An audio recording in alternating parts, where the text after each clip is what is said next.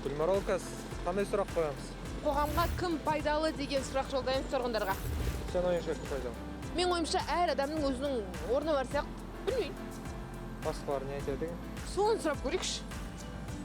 Қоғамға ең пайдалы адам менің ойымша дәрігерлер, өрт сөндіру қызметкерлері және полиция қызметкерлері. Ең бірінші адам ауырған кезде ем іздейді ғой. Біз үшін ең маңызды мамандық сол дәрігерлер шығар. Дәрігер, осы полиция қызметкерлерін айтсақ та болады. Және қазір кезде өрт сөндірушілерді айтсақ болады. Дәрігерлер және де IT саласы. Менің ойымша IT мамандығы деп ойлаймын, себебі қазіргі заманда метавселенная деген сияқты заттар көбірек дамып жатыр.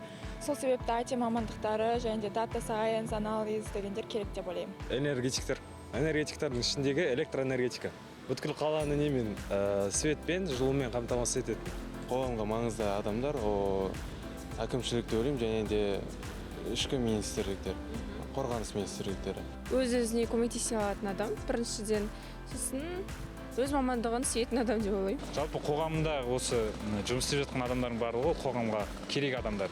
Яғни жұмыс бар ма, значит оларға қоғамға керек болғаннан кейін сол жұмысты тауып отыр. Қоғамға байланысты қоғамды таза ұстауда адамның өзінен бастау керек.